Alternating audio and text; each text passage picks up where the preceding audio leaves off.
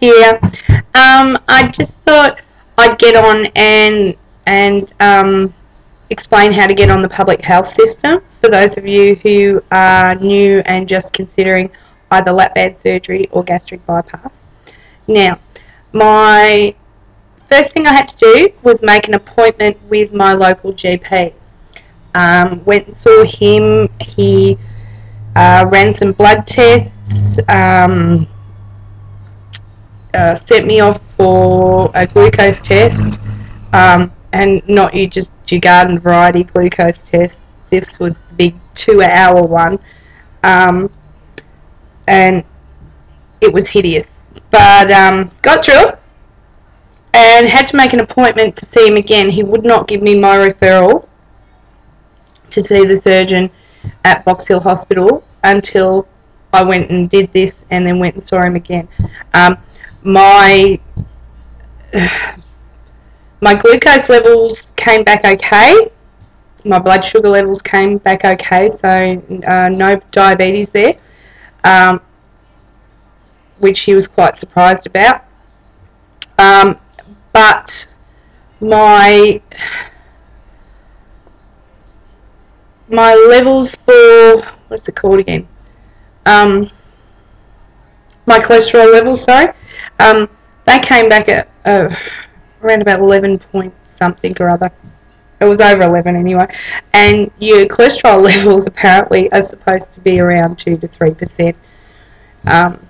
So anyway, we had to sort of get that down, and then he wrote out, in the second appointment, he wrote out my referral, and he gave me a written copy or typed printed copy, and he also sent one to Box Hill Hospital, and then it was a waiting game. So I waited. It wasn't that long really. I pretty much got a letter, I think it was a few weeks after, and after he'd sent off the referral, saying that my appointment date was 6 months time, but I had an appointment date, so I got in to see the surgeon in November last, not this past November, the November before. So it's just been over 12 months since my first appointment, and they were wonderful.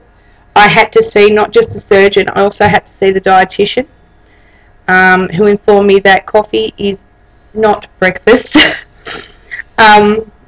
Sorry, the bar stopped showing.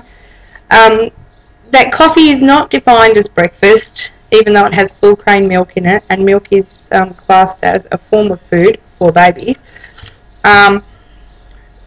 It is not food for adults, really.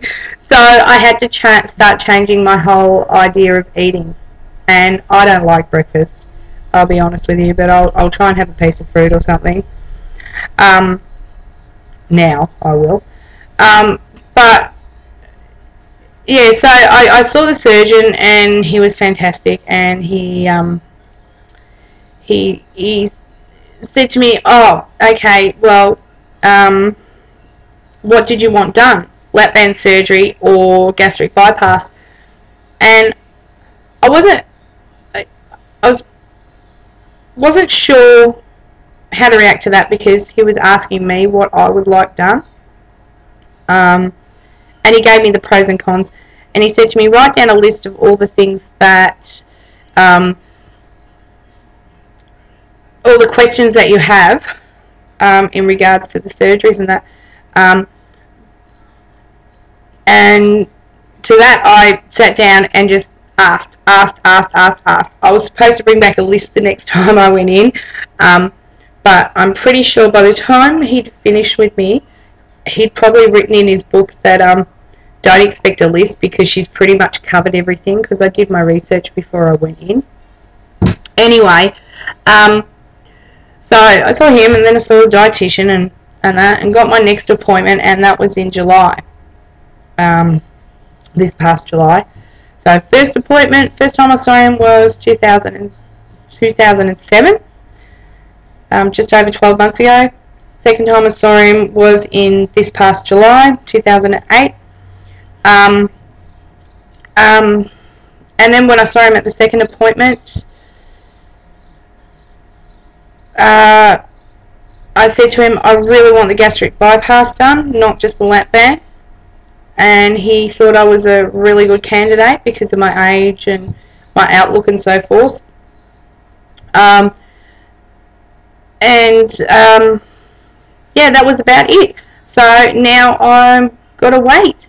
I put myself on the list for an on-call list, which is called an on-call list. So if someone pulls out, and it doesn't happen very often, but if someone decides they can't go through with it or choose not to go through with surgery, you know, myself or whoever else is on the list of the short notice list, then one of us gets a call and off we go. Apparently there's a 48-hour notice or something. So trying to be prepared. But I'm really anxious. I want the surgery so much. I'm so excited. I'm so ready for it. But yeah, that's how I started. And I mean, I don't feel bad for being on the public waiting list. I looked at private health insurance. But I will talk about that in my next video. Bye!